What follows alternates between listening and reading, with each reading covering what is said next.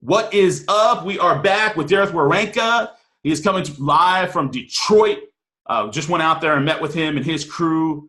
We absolutely rocked it out there. I loved it. Welcome back to the Frank Driscoll Show. It's going to be another fun adventure. Derek, how you doing? I'm great, man. Good to be here. Thank you so much, man, for coming on the show. It was a pleasure to come out there and crush it for you and your team, and showing me the sites and kind of seeing everything that Detroit had to offer, and I was very, very impressed. Perfect. So let's get right into it. This guy is absolute crusher. Did $15 million last year. Smoking with him and his team, they're above 500, and he is growing it out every time he's recruiting each month between 1 to 2 individuals. That's another 10 to 20 GCI that he is making every single year, and just start doing the math. It's just massive recruiting. I've seen his office. The site is great. It's in a booming area, and he just keeps cranking it across the board. How did you get in? How did you even get in and get your start in real estate? Realistically, when I bought my first house, the agent that I was working with, showed me a few houses, showed me around, and I was just like, he's not doing anything that I couldn't do myself. So, I was bartending at the time, so I was driving a Pontiac Vibe. My agent was driving a Cadillac, so I said, I get my real estate license and get going on it. Nice. So you saw it.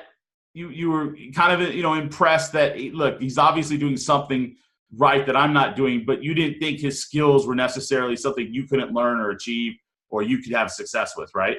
Exactly. Yeah. So then when I got my license, I got right to work my first year in the business and just like hit it hard.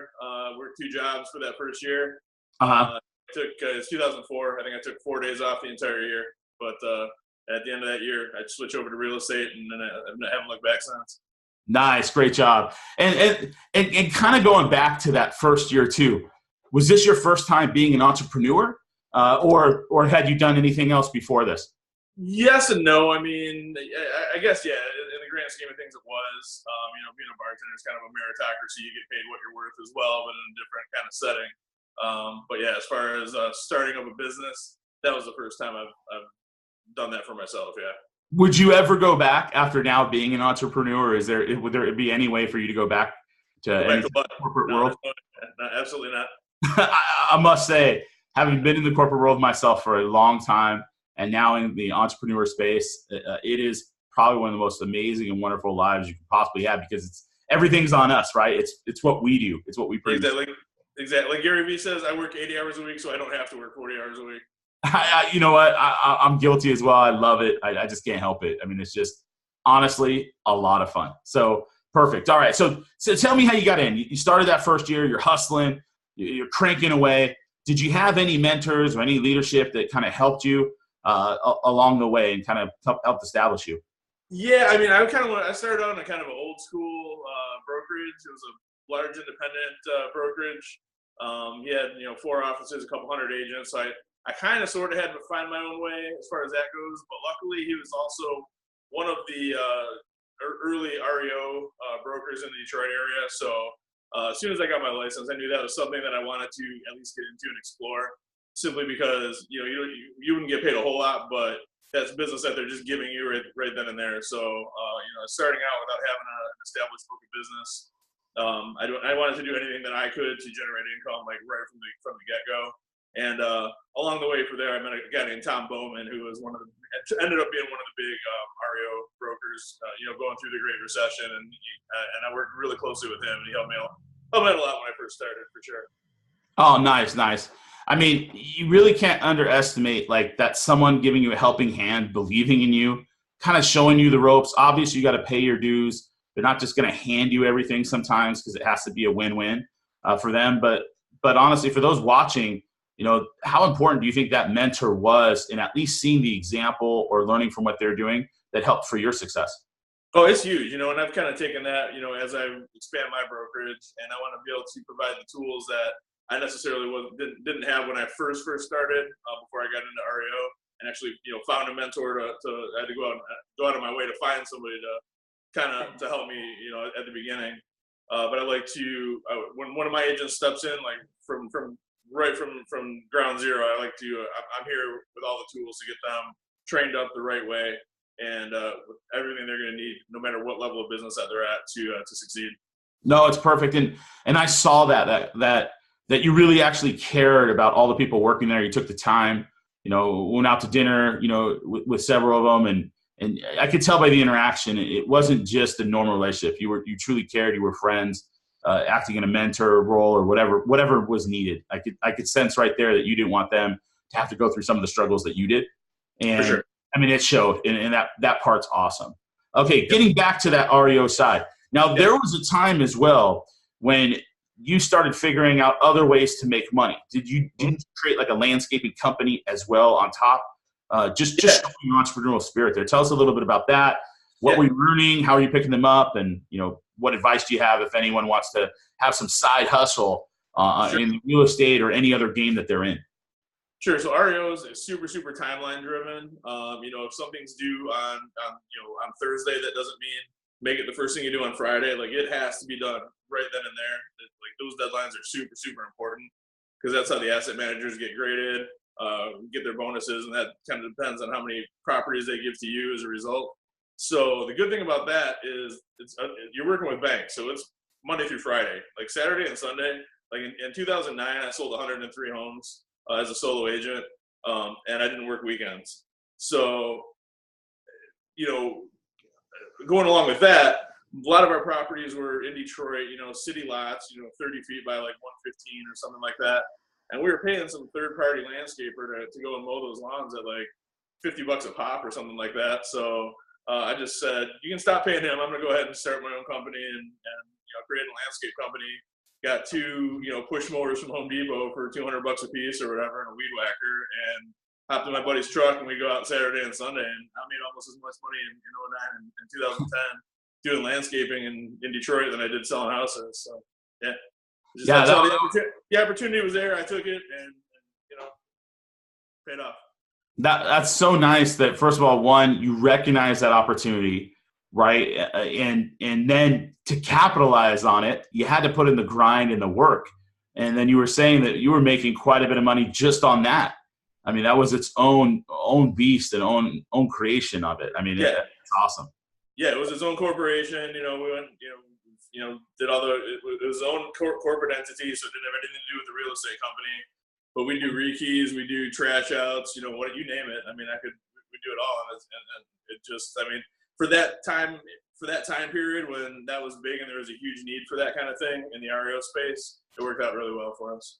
For all those real estate agents listening too, what are your thoughts on where the market is just currently across the country, and where do you think we're headed next? I've been waiting for the next recession for about 1.5 years now, so I would have thought it would have happened already. It's coming. I mean, you can feel it coming, to an extent, but at least locally here, it's still pretty much a seller's market. It kind of slowed down a little bit about 6 months ago, and was starting to transition, but everything I've been listing from the beginning of the year, I've sold. I don't think I've had a listing for more than a week on the market before I've sold it.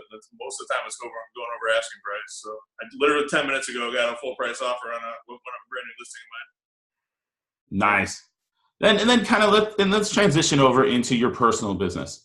Like I know you started to take off and explode in the last few years, just you personally, especially in a different market. Now that we're out of that, now you've got to hustle. What is your typical day? Like, what are you doing every day to, especially for the people that are watching, how are you finding business? Where is it coming from? And how are you able to cultivate it and get those next deals? Because I know there's some people that struggle to just keep things in their pipeline.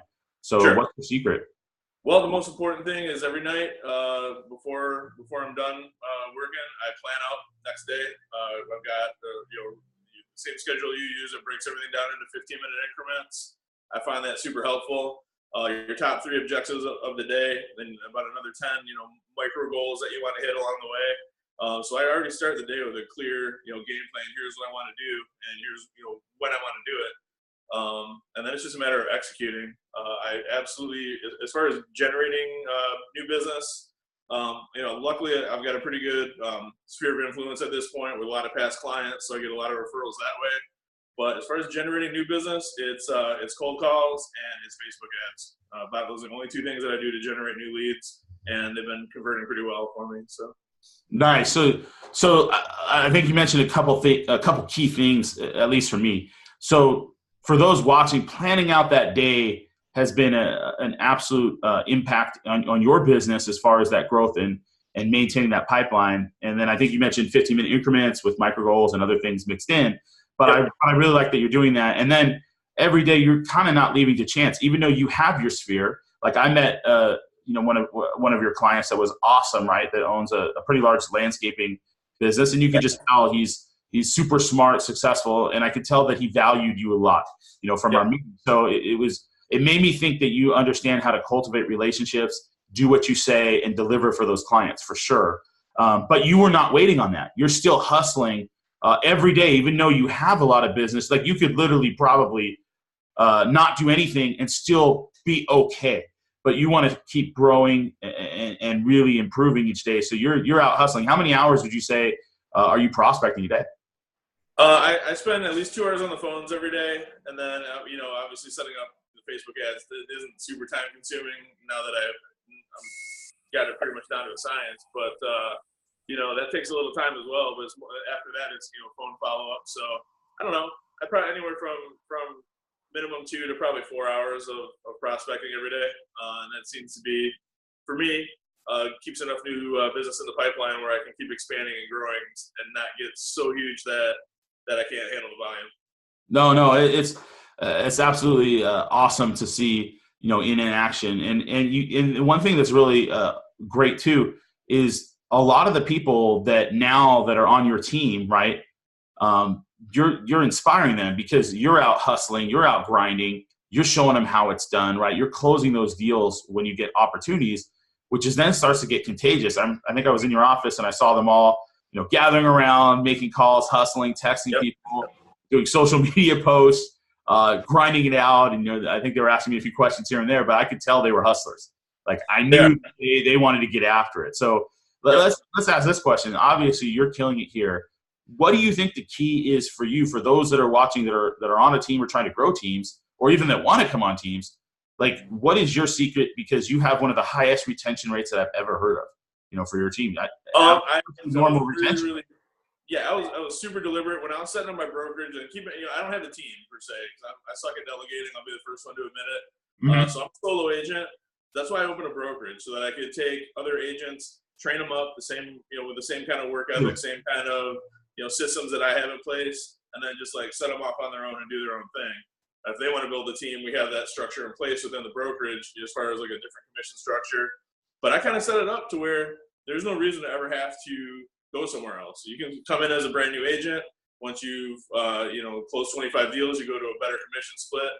If you want to start up a team, we got a flat fee structure. I mean, I'm not married to like one way of doing things. I'll make sure that we can accommodate any agent that comes in, provided they're a good fit for the company. Because I mean, you saw it from just being here for a couple of days. We've got a pretty good culture here and a pretty good, pretty good thing going on. And the last thing I want to do is add somebody just to add somebody that's going to kind of detract from that. So, been there, done that. When I first started, I'd hire anybody that wanted to come in, but I found that if they're not a good fit, they're just looking to sit around, drink coffee, and bitch about not getting any leads or whatever, instead of going out and using the training to generate their own business. They're not going to last very long here, and that's probably a good thing. But the people that are here are they're here for the right reasons. They're here to take care of clients. They're here to work hard. And so far, so good. It's been a really good. This is the biggest. The past 6 months is the biggest expansion that we've had in terms of number of agents. But it seems like it's really working out well so far. And I think that was a great correction too. It is a brokerage, but it feels like a tight-knit team. So you're right. It is a brokerage. They're all individually on their own, but the closeness that you have in my mind makes it feel like that. Where on other ones that I've been on, but you're right. It is a brokerage, and they do have, they are completely on their own in different structures of what works for them. And then the other thing that I came away super impressed with is this is something that I think a lot of people struggle when they do start to grow out, whether it's a team or a brokerage. You have all the training already dialed in. So in other words, you've got videos that they can go to, or documents or files. Everything is laid out, so it's basically bulletproof. I mean, you've got that. Tell me a little bit about that. How long did it take you? what length are these videos, and what kind of things are you training them on and showing? Sure. So it was a several week long project for sure. There's a lot of trial and error and retaping things, recording things. But essentially, it's all plug and play. So you come in never having sold a home in your life. We've got their trainings broken down into 6 different modules. From mindset to working as a buyer's agent to listing a home to client follow-up. So we've got it all in Google Drive, and actually I've even incorporated Trello now, which is kind of a system that helps things get organized. And literally each one of my agents has their own Trello board with all the training right on there already. So they don't even have to go to Google Drive to get it. They click a button and the Google Drive module pops up right on their Trello board, and right underneath it is a YouTube video that explains what they're looking at. So we've got, I think, 69 or 70 different modules now, and with videos that accompany it. And then anytime I have to answer a question more than twice, I just stop what I'm doing, record a video of it. It goes right into the resource library on the YouTube channel. For literally anything you can think of, basically everything that I do in my own business is in the training. There's nothing in there that I'm not hiding anything. There's nothing that I do differently than what's already there. So, if they can't go in and be successful with that, then they probably need to find another line of work anyway.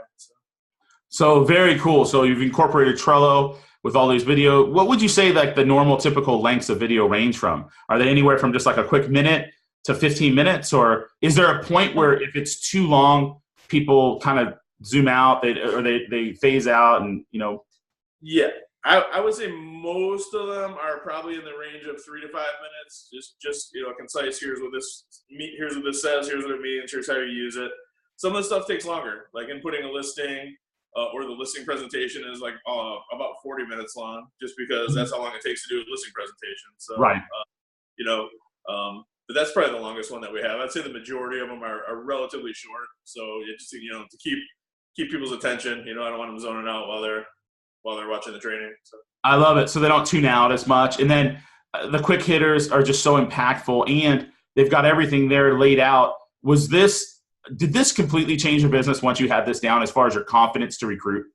Absolutely. Yeah. Because it's stuff that, other brokerages, like that's the big thing. It seems like it's a numbers game for some of these other big companies. They just get as many people in as they can. They give them a little bit of training, or they'll say have to pay for the training or what have you. And it's basically sink or swim, which is kind of what, when I first started, it was the same deal. But this way I can bring somebody in. They've got an unlimited free training. They can do it. They can watch each module as many times as they want, anytime they want. If you're prepping a buyer consultation and you forgot something, you just go off your phone and watch the video real quick, then you remember it. I mean, it's set up just so it's extraordinarily easy for any agent to use, and they can access anything they want anytime they need to. So that's awesome. Now, as far as recruiting and building it out, because this is the crazy part. This is what I love about you also. You're still hustling and grinding yourself. And, we talked before about, what the pace and the flow. You don't just want to hire as many people as you can. You're very selective in bringing on the right fit for the culture that's going to work with the brokerage, right? Yep. And you still, though, keep adding a few a month. So how many phone calls, how many meetings, like for those people out there, just kind of, running the numbers, like what does it take to keep building to that brokerage? Well, my agents are my number one recruiters for me now, because we actually implemented a revenue share program, similar to a couple other companies that I know around the country that have done the same thing. We don't do like tiers, or it's not multi-level, but it's, if you bring in an agent, they close the deal, you're getting a certain percentage of the GCI just for bringing them in. And that's for life. That's as long as you're both with the company. There's no cap. That's just, what I found the best way to bring in like-minded, hardworking agents, is have my agents go out and recruit their friends for me, or anybody that if they do a deal with that they think would be a good fit. We bring them in, and I've actually had people come and reach out to me directly lately to come and interview. So, that's hopefully, I'm sure we'll keep that going and expand that in the future. So. Love it. And then it gives them an opportunity, right, to make a little bit. They want to stay with it. They want to make Right. sure the person's producing and helping them. I mean, it's a good system. I mean, a Yeah. great one, actually. Okay, so you're going through that. You're doing that. Let's ask this. What was one of your biggest aha moments, any breakthroughs or epiphanies that you had so far in this business, the real estate business? Yeah, when I started actually getting serious about cold calling, about, I don't know, not even a year ago, really. I mean, I went the first 14 and a half years in this business, bragging about the fact that I never cold called. And then once I started doing it and I saw how much business I could generate, I'm kicking myself in the ass for not, we'd be talking on my yacht right now if I'd started that from day one. But yeah, it's insane how much more business you can generate just by picking up the phone and not being afraid to just making those dials and hitting those numbers. Yeah, I went from last July, I went from 6 listings to 18 in a month just from starting to do cold calls, kind of, sort of, frequently. So yeah, it's been, I grew that so fast that I knew that I had to stop because I couldn't handle the extra capacity. I had to hire a transaction coordinator in order to kind of take over the contract to close process. So now that I got all that in place, this summer is going to be awesome. So. Awesome. And look, as you know, out there, I have boot camps and do coaching, and Derek is a dominator on the phones. Like, make no mistake, I work with him a lot, and he is amazing. And believe me, he adds little variations and things, all the time. So it's really, really fun to see him excel in that for sure. What's a non-negotiable with you? What's something that you are unwilling to make a trade-off in business? If it's not a win-win, we're not going to do the deal. If anybody's getting screwed, it's not worth it. Somebody's reputation is going to get harmed. I've gotten this far. I got a stellar reputation in this business, in this area. Plan on keeping it that way. I'm not going to let any of my agents damage that either, for their reputation and for that of the firm. So yeah, it's got to be a win-win. Bottom line. I think that's really important. I think some people, at least what I try to teach a lot or things I follow is really caring about the individual. And if you're not creating a win-win, I don't see how that really plays out. And I think long-term, you might get some of those short-term gains, but I think long-term, exactly like you said, your reputation is going to hit, and it just kind of goes around and cycles through. So I love it. Give me one of your greatest failures and what it taught you. Okay, so the second half of 2016, I had a great first half of the year, was killing it, and then my business just stopped, and I couldn't figure out why. I mean, there's a ton of new agents hitting the market that, because real estate became the cool thing to be in again. So there's all these newer agents taking up market share, and things that I was doing before weren't working for me. So at that point, that's when I said I need to find some kind of a coaching program, because I dabbled in it a little bit here and there, but didn't really do coaching and take it seriously. That's when I decided to do that, commit to it, and my business has absolutely taken off since. Like, I've had my 2 best years since then, by far. And that was with Joshua Smith. Yeah. And let me tell you, Joshua Smith's a personal friend, mentor. This guy is so good. He's a badass. I'm sorry. I love this guy. And he has a 90-day boot camp program that absolutely rocks, an alumni program. And I'm telling you, he's very giving, very knowledgeable, sold over 5,000 homes. I highly recommend you guys check it out, because he just gives you everything he's got. I mean, he is a great individual for sure. So, and that really was a catalyst for a lot of your growth, correct? Totally. Yeah. And don't get me wrong, because I had success. I had a high-paying job. I didn't have the tools, and I didn't know how to get the tools to actually build a business. But with his, everything step by step, everything's there. So, right. Literally, it's been 2 years and I haven't been able to implement everything that he does, like, not even close. But what I have been able to, it's been being part of his alumni group is the best thing that I've ever been a part of in my career in real estate. And you and I would not know each other if it wasn't for Josh. So, it's really been a game changer. Yeah. Look, I really can't say enough great things. He's spent, a lot of personal time with me, helping me, honestly, even from my boot camps or even coaching with you. Really, this is really stemmed by from Joshua Smith. If you guys look him up, GSD in his 90-day programs, and now it's a real estate mastery programs.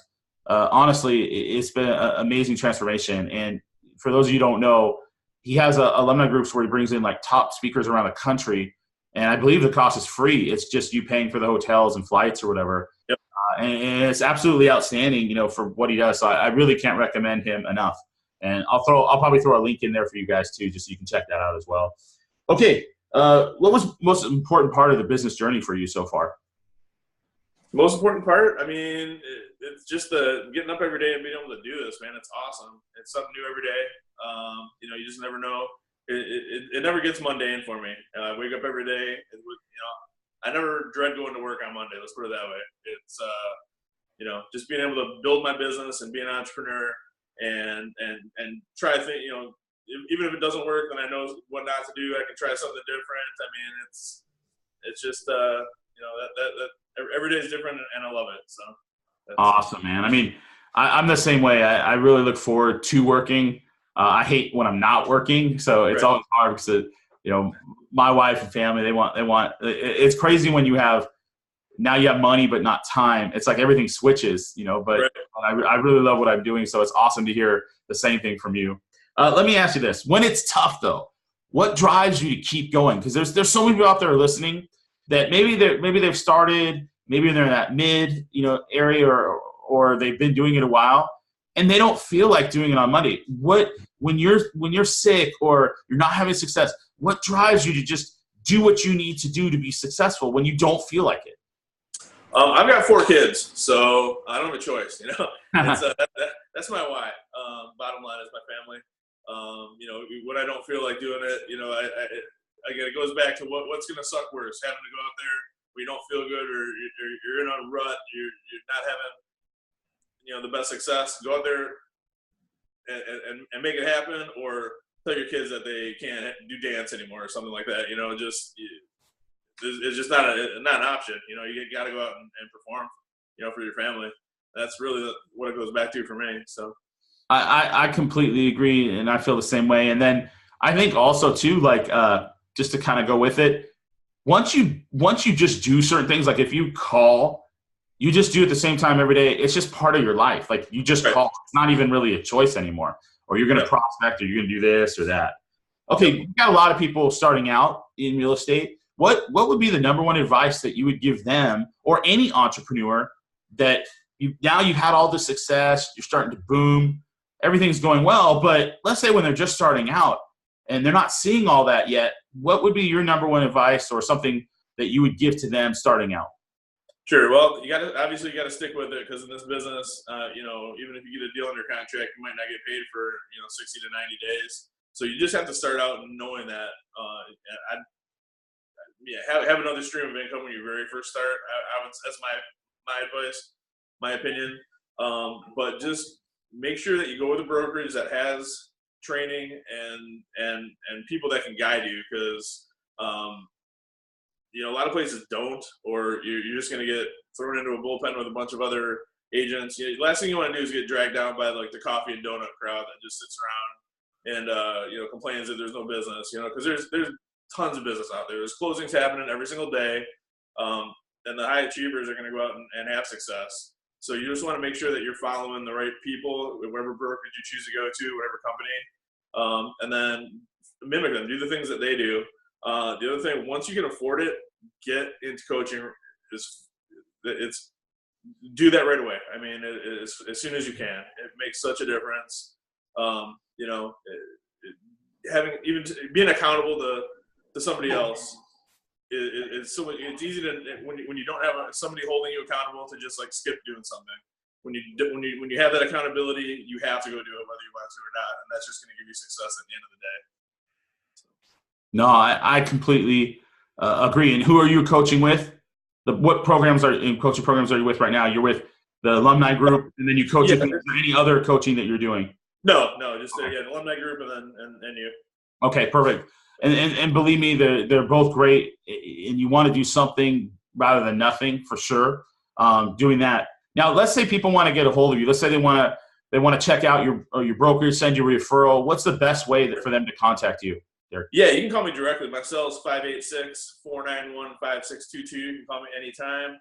Or just our website is the www.m1realty.net. It's just the letter M, the number 1, realty.net.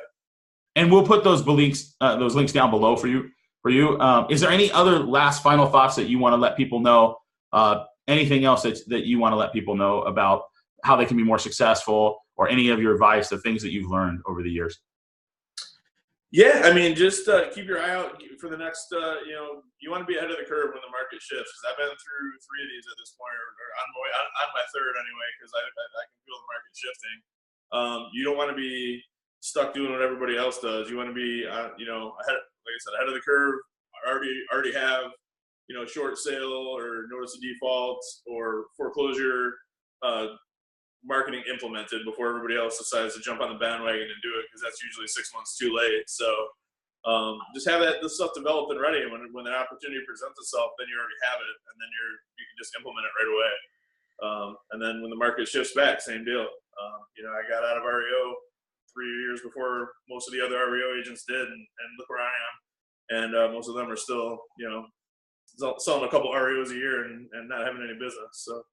Got it. Well, look, I think there's some great advice. There's definitely some golden nuggets in there. Great things to take away, guys. Keep hustling. Make it happen. Thank you so much, Derek, for being on the show. We really appreciate you coming out. And guys out there, listen, you can do it. He started out, he learned some hard lessons, really had to make things work, pushed it. And there were some things he didn't even really implement until the last few years.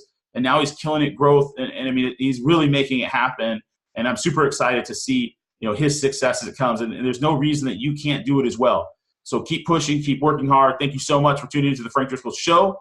Please check out some of the other episodes. Take a look and work really hard, because I'd love to have you on the show one day as well. All right, guys. Thank you so much for your time. Always appreciate it and blessed. Take care and crush the day. Bye.